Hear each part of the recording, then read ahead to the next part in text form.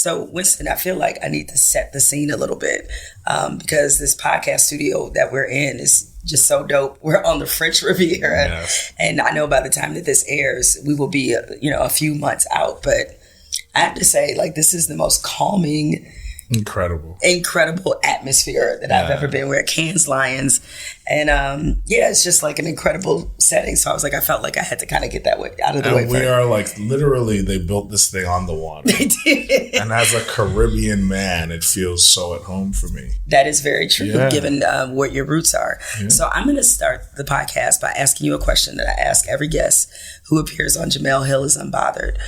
When did you become unbothered? To be honest, that's something that I'm learning. That I can't say that I am completely unbothered. I'm learning to be unbothered. And it's been a process, it's been a process since childhood to now. And it's really, now that I've learned a lot more articulation in all the different ways in my life, I think I'm able to take better steps at becoming unbothered, because learning to be unbothered is realizing that there's so much happening around you that doesn't have to do with you.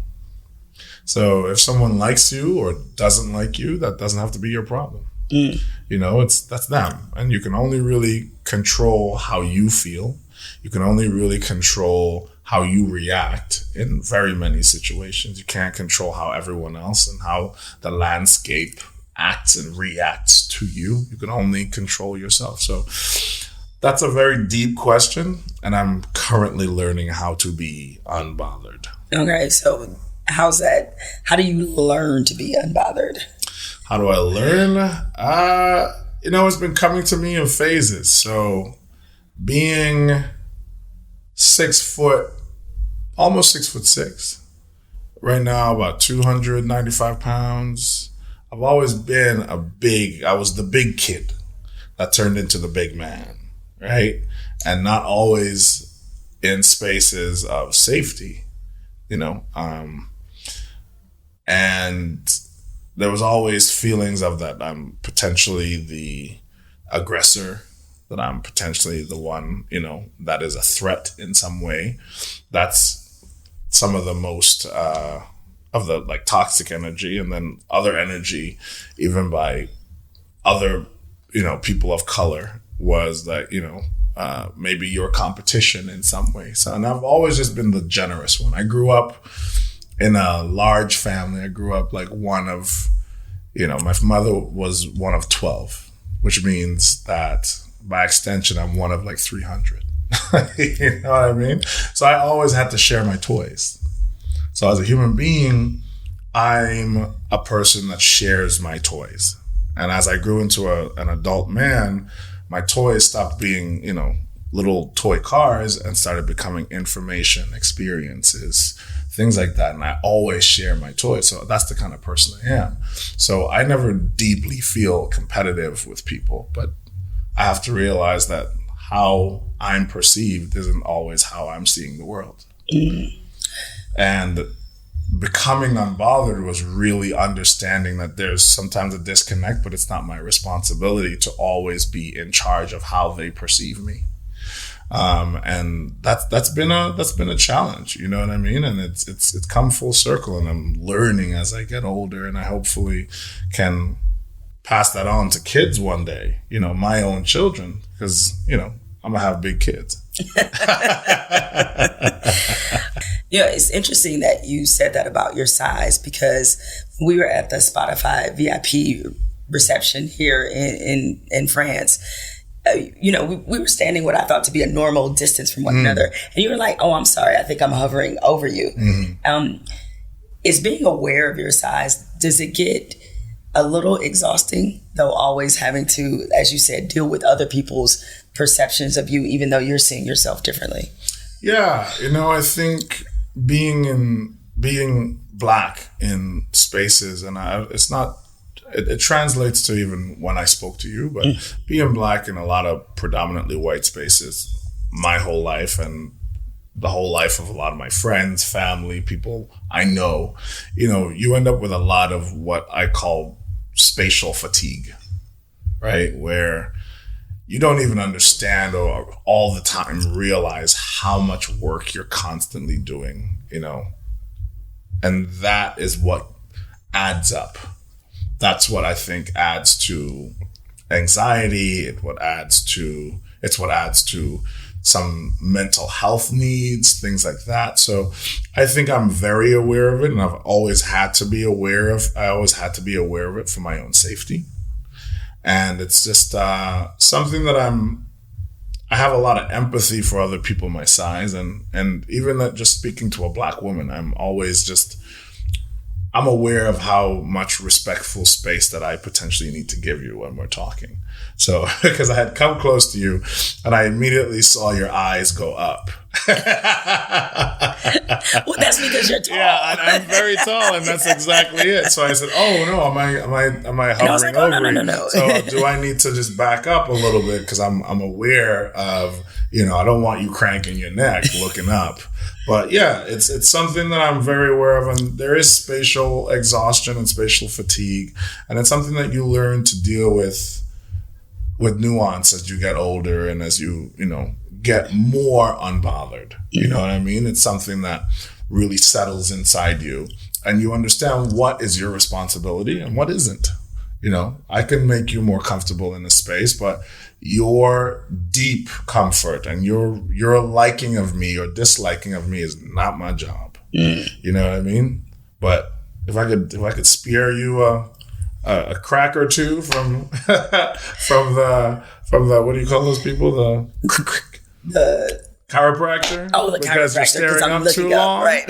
Yeah, I'll do that for you. I can do that for you. So, since we're on the topic of your size, how much does this impact you in Hollywood? Because, I don't know how many people the average person knows this. The majority of actors are kind of short, right? Yeah, and they're sure. usually, not as built as you are. So how do you think this impacts roles that you're up for? Well, first I want to say thank you for saying I'm built. You know what I'm saying? Let's say that. And but in all honesty, it's been really great because I think I was introduced to a mass audience very positively.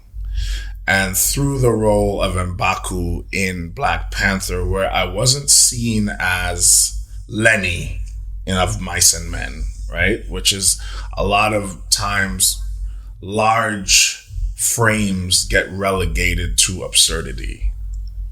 And I was introduced to a global landscape with a lot of honor and integrity and respect and beauty. And the response at that time was with beauty. Like, Black women responded by being like, "Oh my God, M'Baku could get it." Like, See, I wasn't even going to bring that But, we bring it up because as funny as it is, it was really a social barometer and litmus test for the introduction. It was actually the response to the introduction. And that's what made that role and Ryan Coogler's vehicle so special for young men of my size, young women of my size. People got to see themselves depicted with honor, see themselves beautifully, integrity. And I think it launched me into a space where the roles that I have opportunities to say yes or no to come straight up with a lot more honor, from the ground floor. And people start going, man, I really see this man's ability to convey story and a wealth and rich tapestry of storytelling through that body that I wasn't always aware of. And just that opportunity gives me so much more. I think we underestimate how little actual change can spark gigantic, ramifications. Like, actual huge impact can come from smaller things, or one small decision to say, choose this person in that role. Let this person be the speaker. Let this person lead that discussion. Let this person give their point of view. How much of a ripple that causes. You know, you could drop a pebble into water and you'll see it go across the lake. And I think that's the time we're in, that the social media time, this blockchain time, is you could drop one pebble in the water and see it ripple across the world in seconds. Mm-hmm. And I think that's what I've been experiencing. I would imagine when you went into the role of M'Baku, you probably didn't imagine he was going to become a bit of a sex symbol. At all. No, at all. So what was that like for you? I mean, well, that iteration, I feel like that's what's really beautiful. And that's something that we could see in Black Panther 1, Black Panther 2. The character in that iteration of the movie was a sex symbol and potentially could be something different in the next one. But was that a hint? That sounded kind of like a hint. I didn't say anything. I said nothing. Didn't say anything. Mm-hmm. Didn't say anything. No, but yeah, like I had no idea. None of us actually had any idea of the impact of that movie. We just thought we were making something very special, and that it would have an impact on children. We knew we were making something that was fun. That's one thing. And I think it really goes to show once you have good intention, a lot aligns afterwards, because the intention was to make a good movie, not a impactful movie, not a, we're going to shift the landscape with this movie. As we were making it, we saw little glimpses of like really beautiful, special moments that stayed with us. But we had no idea. And I always say we walked into that movie as actors and walked out of the movie as ambassadors for this mythical kingdom of Wakanda. And that's something that still is a huge shock to me as we deal with everything around that movie's narrative. So you guys you're done with Black Panther 2, correct? Mm-hmm. Already done. So what tea can you give me without Marvel coming in and kidnapping both of us? I can. I'm trying to get Black Bag out here. Yeah. Jemele Hill was fantastic. She was in memory of. But no, there is deep respect for the life and memory of Chadwick Boseman. That is something that we had to wrestle with daily on set, because there was a gaping hole when it came to his presence. You felt it daily. You felt him not being there. And he was a very gentle man and gentleman in a space. That was one thing that I could say super confidently. He was a very gentle presence of strength, power, and, scope. You knew he was there, but he didn't have to say anything. He wasn't imposing any ideas on you. He wasn't walking around with a big ego, but you felt him, and he really conveyed leading man with great ease. And in such a way where when they're around, you don't even understand. You don't realize the impact when they're there. But when they're not, it is apparent. You know what I mean? You feel it, intrinsically. And that was the experience on set daily for a year. And it took us a very long time to film during COVID with everything. And what I can tell you as well is that the movie is going to be big. The movie is very big. It's a big story. It's a big franchise for Disney. I think Disney and Marvel understands the gravitas of what Black Panther is. And I'm very excited for the world to see what we do with that. And it's an evolution of what was created with the first one. And it's very exciting. Is it better than the first one, you think? I stay away from qualifiers like better, you Okay. know? I feel getting away from comparative and competitive mindsets when it comes to art creation is very helpful for me. That's one of my Unbothered tools and tips. It's staying away from a sense of competitive mindset and comparative mindset, because they cannot be the same. The world that Black Panther 1 was ushered into is not the world that Black Panther 2 is ushered into. So it cannot be the same. So thinking of it as better or worse, it to me is a non-issue. I feel we made Black Panther 1 on the heels of Donald Trump becoming president in a world where we felt we couldn't trust each other. You know, from a man that said, you know, Mexico is sending us their worst, and people still voted for him. And you were looking at some of your friends saying, was it you? Right. Because I've had conversations with you about social justice and what really togetherness and brotherhood and allyship is.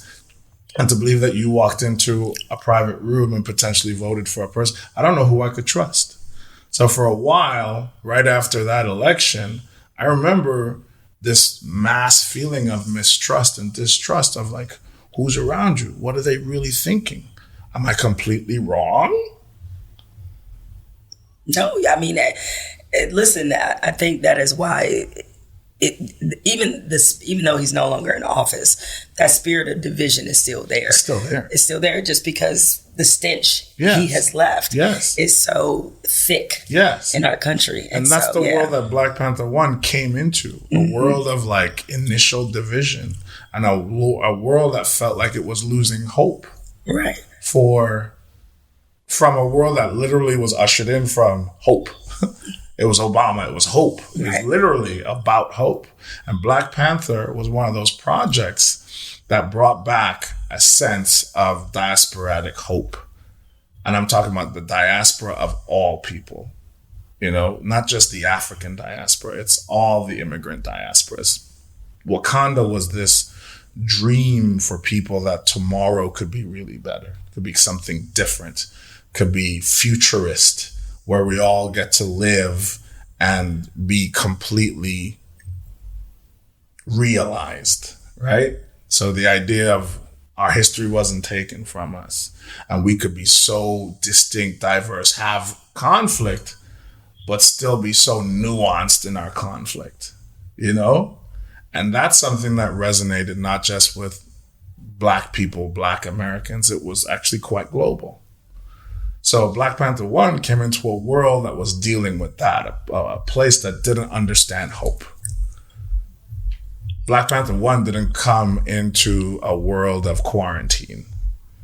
Black Panther 1 didn't come into a world of blockchain, of NFTs, of you know, actual, real, deep self-definition. So Black Panther 2 cannot be that. It can't be Black Panther 1 because where it came from, the world it came from isn't the same. And now we're going into this post-COVID world. What's that movie going to mean? Because no matter what we make, it's still going to be influenced by the landscape that it's being dropped into. But not just the post-COVID world, post-George Floyd. Post-George Floyd. Right. Post-mass protest. Mm-hmm. You know what I mean? What does it mean? What does it mean? And I think a lot of things also get colored and contextualized, you know, and we're going to learn what Black Panther 2 is. I can't tell you what it is. Even if I told you the plot, right? I can't tell you what Black Panther 2 is because we've yet to meet the person, you know? Mm. It's a child. So I'm of the opinion they should recast T'Challa because, you know, you look at Superman, you look at Batman, and we're going to talk about your Batman project in a minute. And they change all the time. And I think T'Challa and Black Panther is an idea. How do you feel about potentially that role being recast? I think for this iteration of Black Panther, it's very hard for me to like really comment on something like that because, you know, I'm of the mind that this is Chadwick's role. Chadwick created this, and Black Panther wouldn't be the same without Chadwick Boseman, who stood for the things that he stood for. So you didn't just cast an actor. And at this moment in casting, it's like, I will never play a gay man or a trans person in film, because that wouldn't be right. When you cast a person, you're also casting their experiences, you're casting their politics, you're casting all these things. Black Panther was heavily defined by the actor that did it, in my opinion. So I feel that as is, and the decision that's been made to keep T'Challa, Chadwick Boseman's T'Challa, is one that has a lot of nobility in it. But you also have to, there's a level of trust that I think we should all have for a comic book world. For a comic book world that has multiple dimensions and parallel dimensions and multiple stories and possible futures and possible reimaginations in the past, and just multiple universes that they're actually experimenting with. So I feel my level of trust is that the medium can support a diversity of interpretations that can actually make us all happy. And I just trust that that's somewhere in the future. I think Black Panther, I think T'Challa is a very important character to the narrative moving forward. So it's my hope that we just have to trust that somehow there's a universe where and how he could be reimagined. And that's one thing that I have. But for this movie, I'm very happy that they decided to embrace the narrative of us losing Chadwick Boseman and keeping it as such, you know, because I think it's really great to acknowledge any Black man's humanity. And I feel that is what is being said, is that we're making a choice to honor a real life event of a very outstanding Black man that also represented all Black men.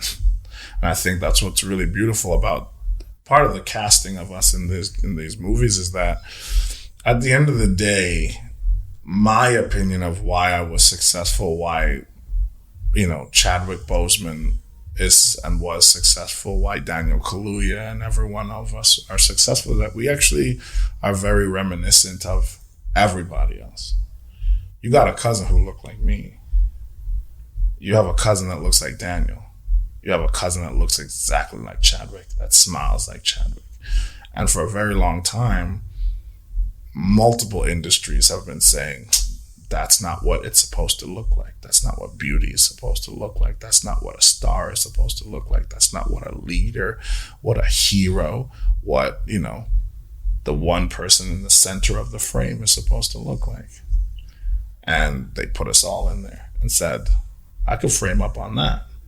I could frame up on your cousin. I could frame up on your brother. I could frame up on all these different people. So that's what honoring him and keeping him in that thing meant to me. It means that I matter. You've now worked extensively with Ryan Coogler, the director of Black Panther. What makes him a different director? I think what makes him a different director is what makes him a different human being, is that he's very aware of himself and he doesn't apologize or try to shift that. The way he'll sit and talk to you is how he'll sit and talk to the head of Disney on set. How his Bay Area dialect. I was gonna say he's so Oakland. His Oakland Bay Area accent is how he'll talk to everyone on set. He literally says "hey" to people, like "hey, I need can you pull in? Can you pull in real quick? Hey." And he'll literally talk to you just like that, and he'll talk to someone else like that. He'll talk to his wife like that. He doesn't change. He doesn't code shift. No. And that's powerful. And I think that translates, right? And there is incredible, he's just one of the most intelligent people that I've ever met. And it comes through in everything that he does. Even like his choices on how to be private with you in public spaces, right? So on set, we were talking about a choice for M'Baku, and we were talking about M'Baku's hair, and he was like, yo, come over here real quick. Come over here real quick. Let me talk to you real quick. Yeah. And then he starts telling me, and I thought he was gonna hit me with something. And it was just like the hairline of the character. It was just about the hairline of my character. And he just wanted to be respectful, right? And he called someone else over. He was like, yeah, if you like, look at my hairline. I'm like, look at that. So wait, that makes sense. Was he trying to low-key tell you, let your hairline? No. I can't even tell you because all that is spoilers. Talking about the hairline. Yeah, you can't say nothing. Okay, all right. So what's crazy about the amazing Marvel fans is that even in Avengers, they found out that Chadwick Boseman was in Avengers Infinity War based on his third stuntman being on the call sheet.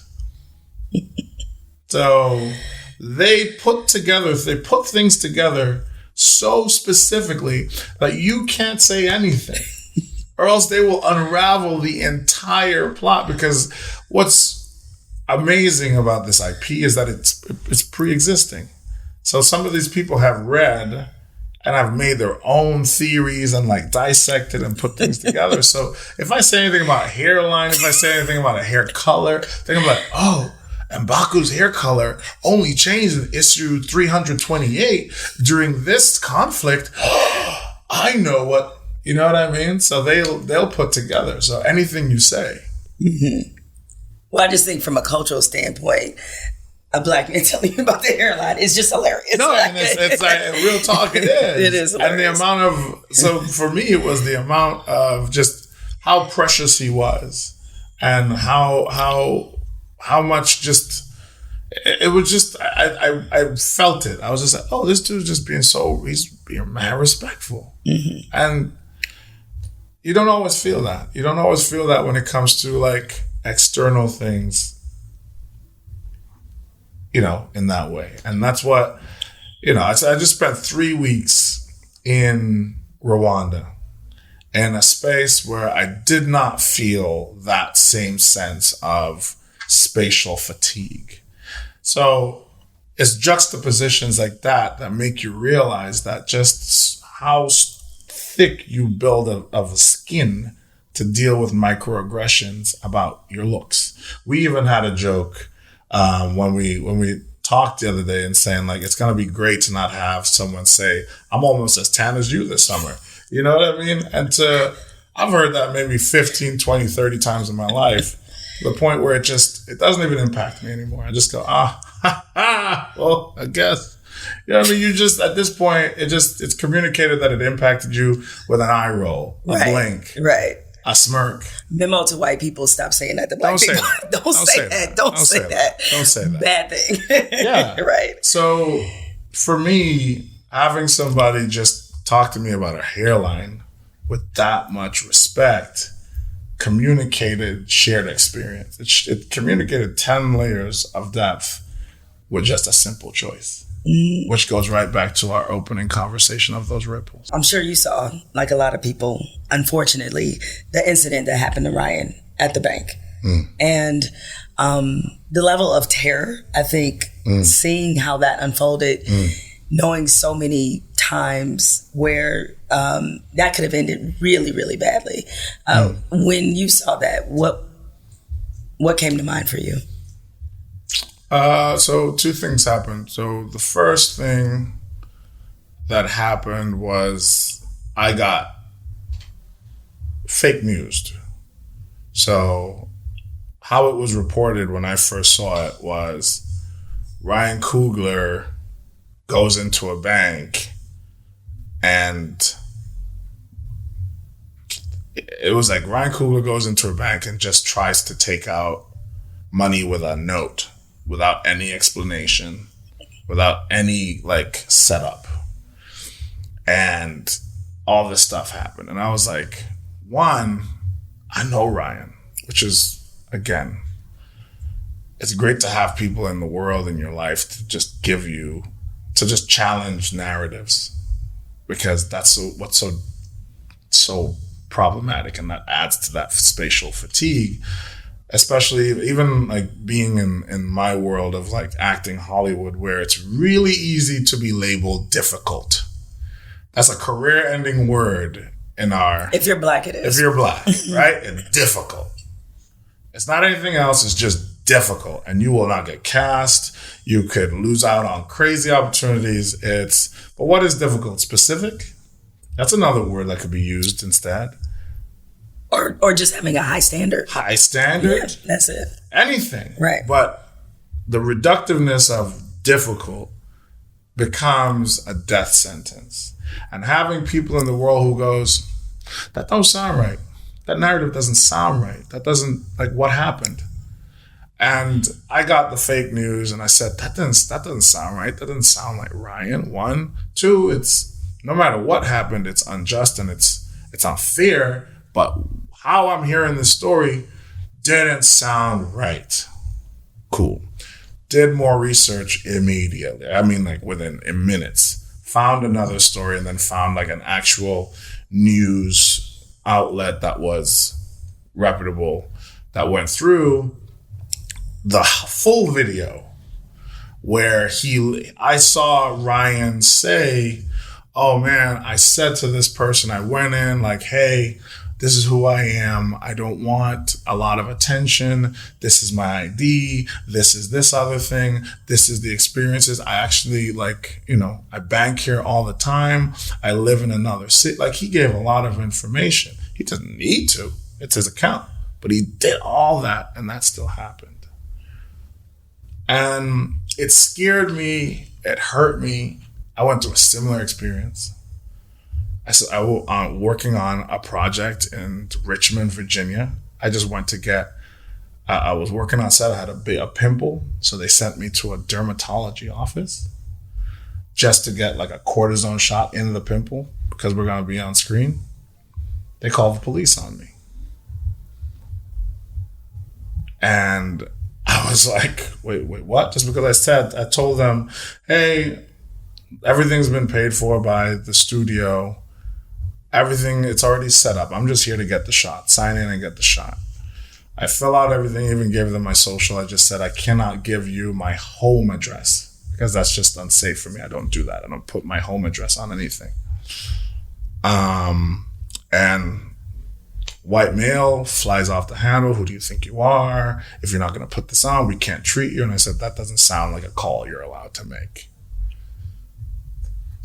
I said, we got into just a discussion, not even anything. He then starts saying I'm being belligerent. Get out of here. You need to leave. Get out of here. Screaming at me. I'm going to call the cops. I'm wearing like training clothes. Like I'm wearing shorts, like compression tights. And I said to him, all right, you call the cops. You tell them that a guy in white leggings is threatening you for a facial right now. And that's what you're calling, Calls the cops. Cops show up. I'm on the phone calling everybody that I could to stay on the phone. And they show up and like pull me out of the place. Like, you have to leave. You got to get out. Blah, blah, blah, blah. And it just showed me that no matter how much you achieve in spaces where, again, spatial fatigue is happening, it's very easy. If someone doesn't recognize you as exceptional, your life could be in danger. And Ryan Coogler, who's contributed so much to our global culture, could literally have his life potentially taken away for trying to access his own money, for doing mundane things, for not committing any kind of crime, for just living, and someone saying, you seem like you're perpetrating too much exceptional behavior. And that's what that was for me. It was like, you're trying to take out too much money. Who do you think you are? And the problem and the most insidious aspect of internalized white supremacy, internalized racism, internalized prejudice, is it could come from anybody. It could come from your own, because it's internalized. It's a virus. So that's the scary thing. I mean, I don't mean to make this sound as lighthearted as it may sound, but you might have died over a pimple. I might have died over a pimple. And that's the thing that literally, I mean, I cried standing there. I cried just being like, really? You know what I mean? And I said, and it was two cops showed up. It was a black cop and a white cop. And the black cop was like, yeah, I know who you are. I know who you are. And it was like, it's Richmond, man. It's Richmond. But I guarantee you, if you showed up here with a whole group of people and you showed up with cameras, they wouldn't have treated you that way. And I said, I don't have to do that to just get simple work done. You know what I mean? I'm a paying customer. I should be able to be treated like anybody else. And he was like, yeah, I understand what you're saying, but you can't go back in. You can't go back in. And I was like, well, now that you know that I'm in the right, why don't you go in there and do something? He was like, yeah, well, we're at risk of being written up. And I said, you guys have more respect for this brick and mortar than you have for my physical body, huh? No response. And that was a sobering experience for me. Was there any restitution, apology? What was the outcome? Apology. Okay. I got the studios and everyone around me involved.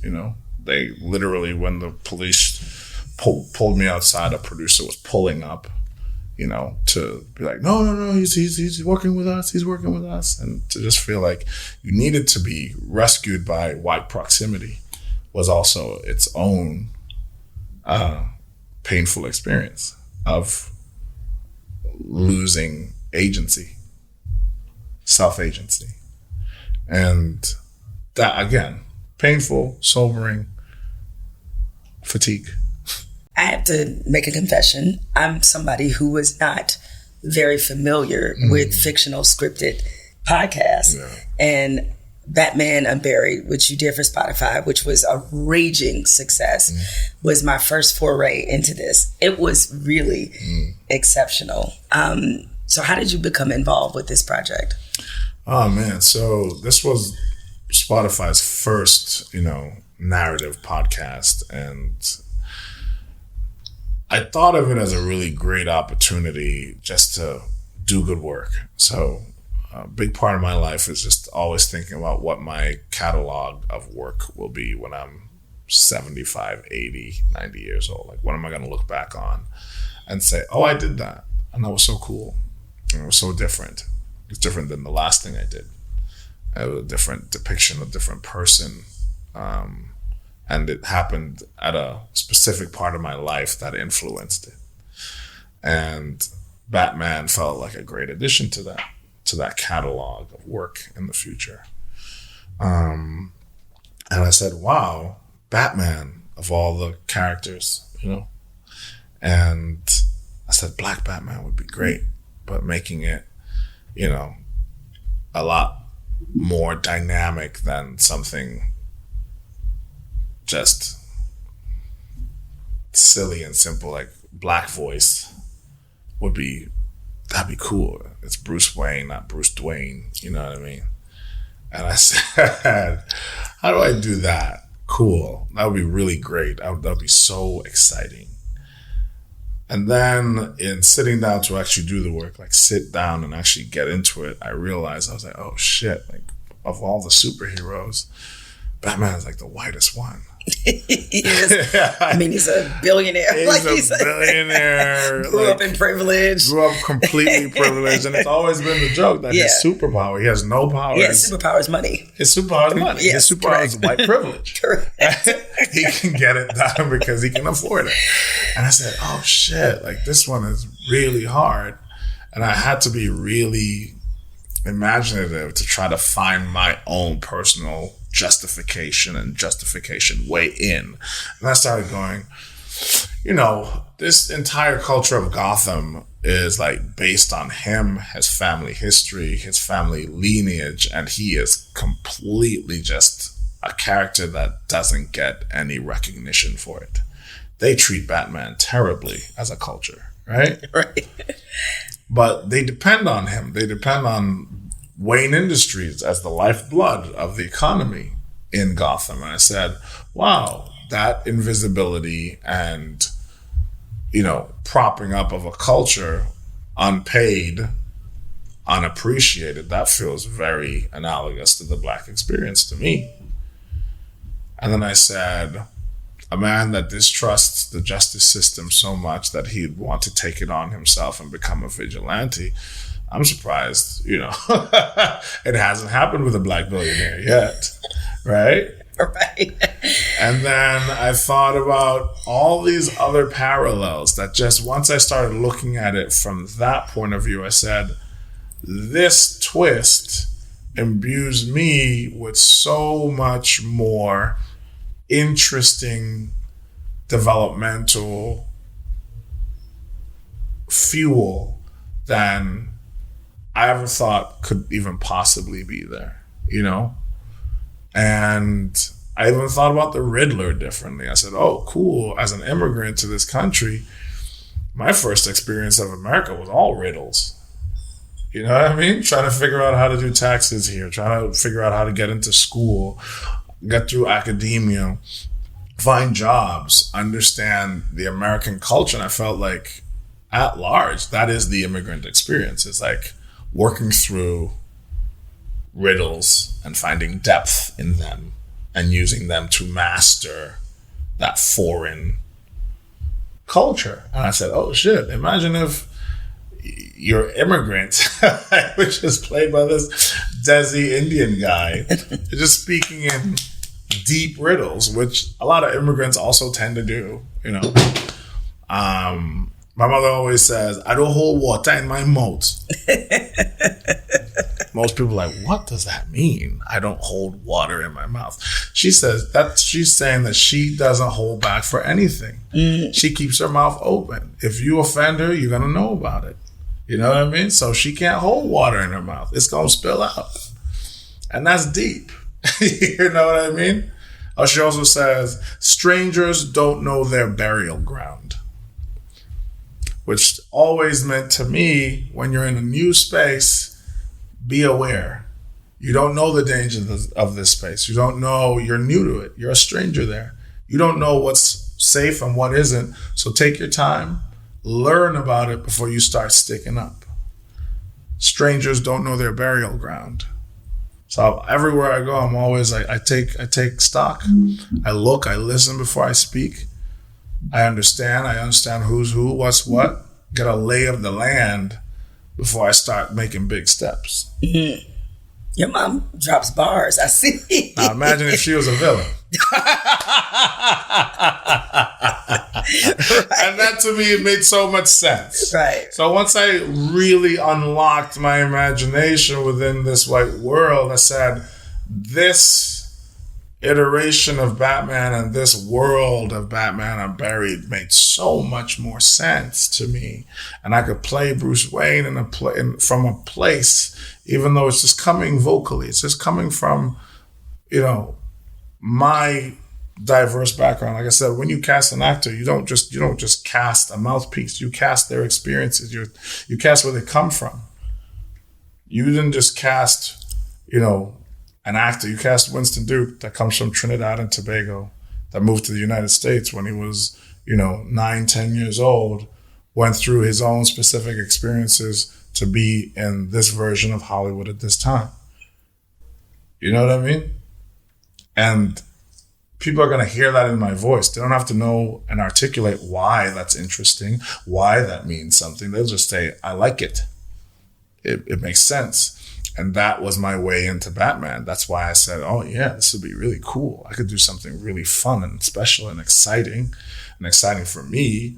And in turn, it became really exciting for a lot of people who were listening to it. And an audience that tends to be very sometimes resistant to hardcore change. Well, that's what I was going to ask you, is that were you concerned how the audience might react? Yeah, because you have not only Batman is black, but Batman's parents are alive in this. And that's a very stark change, because I'm so accustomed to seeing at least one scene in all the movies of his parents being murdered. I'm like, how many times are you going to traumatize us? Do you see what I'm saying? I was like, how many times do I have to watch Batman's parents get murdered on screen? Constantly. And it was really like, and that was another thing, is like, he comes from trauma. He comes from a space of prior trauma, and you always meet Batman like hardened to his trauma at all times.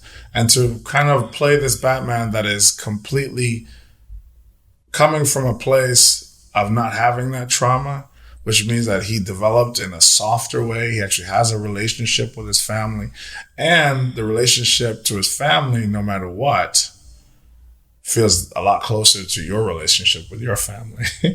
You know, he's just trying to be his own person.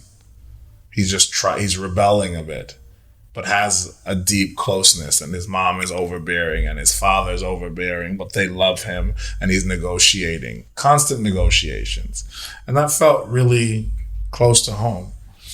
So seeing that character in a place that felt so much more human was really fun for me. It was something that felt really refreshing, and it felt new, even though it didn't always have to be the most drastic, crazy change. It felt new.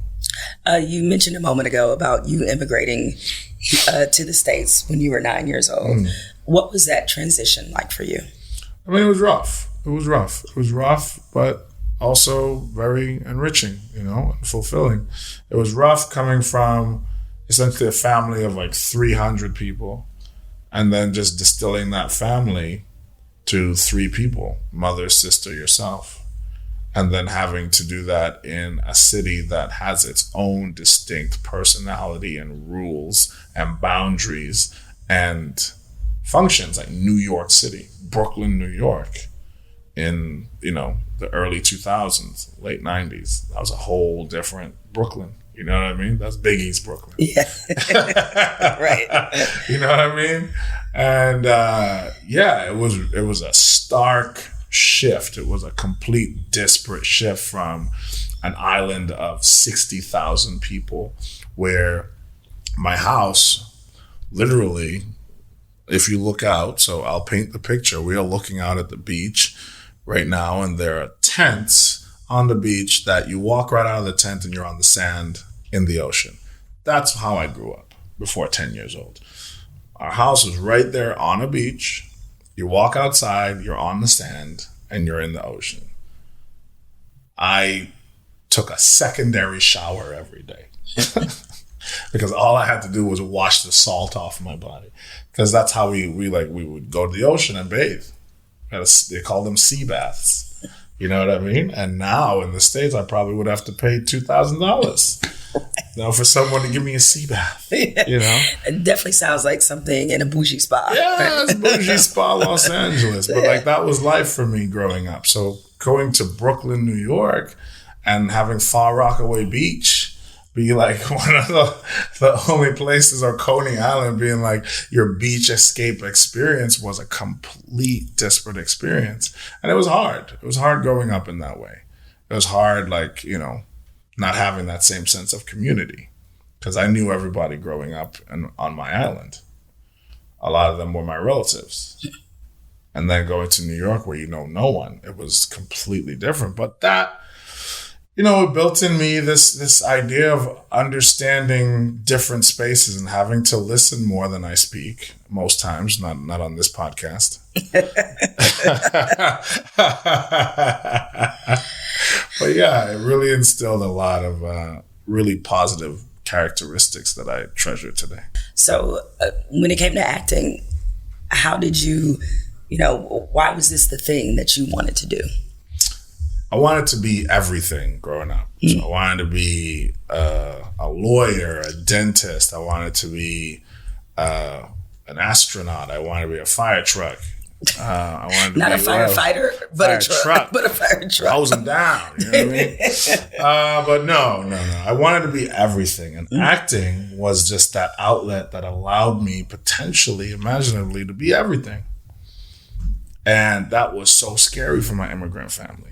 I was going to say, because, having friends who come from immigrant families, they're about education, they're about high achievement. So the joke is there's three things. You either be a doctor, a lawyer, or a disappointment. That's it. And it wasn't happening. So it really changed when, I was getting a master's degree and I was applying for graduate schools, and I got into Yale School of Drama. And my mother looked at me and she said, there's no Yale in Tobago. So then it was okay. So it was okay. All right. But if it wasn't Yale, it might have been a problem. But she was very supportive. She came to every single show. And, that's the thing of just strong motherhood is just a lot of times it's just presence. There wasn't a lot that she could give me. And there wasn't a lot of sometimes experiential help that she could give me because she hadn't gone through those things, but she was present and is. She is present. And that's one of the things that I'm just eternally grateful and will always be grateful from my mother. It's just, she is very, very present, and in a world where, we're in this culture of letting kids go at 18, that's not the parent that I will be in the future, So what did you get your degree in, your undergrad? Undergrad, I studied many things until I became into acting. Okay. But I ended up getting a degree in theater, performance, and media studies, so film history and all that kind of stuff. So you related it, okay. Oh, yeah. All right, I didn't know if you were going to tell me one of those stories where well, actually I was an engineering major, and then that was my story. That was my story. That was your story. So my story is I came in pre-law.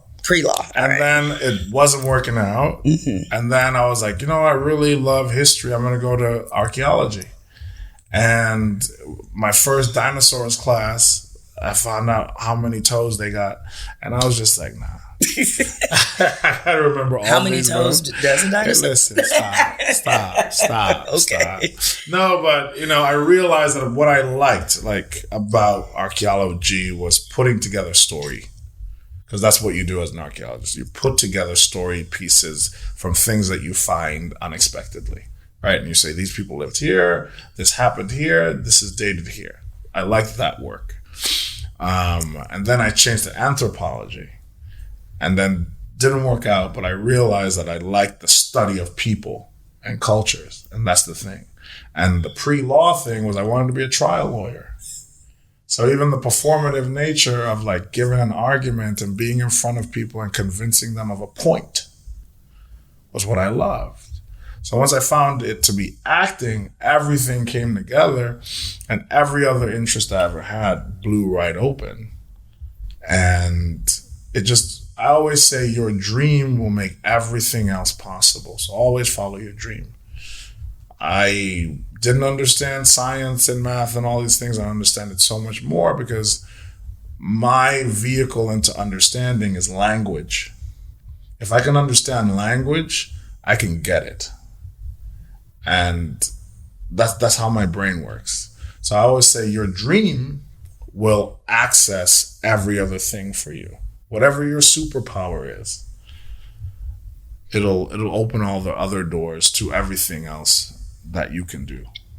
Was there a moment or moments where you realized you were actually good at this? Early. I wasn't good at it, but I thought I was then, and that was all I needed, right? So in the messy stage of learning how to act, I always had passion for it and wasn't afraid to experiment and be bold. And I think that's what everyone I always saw, even then.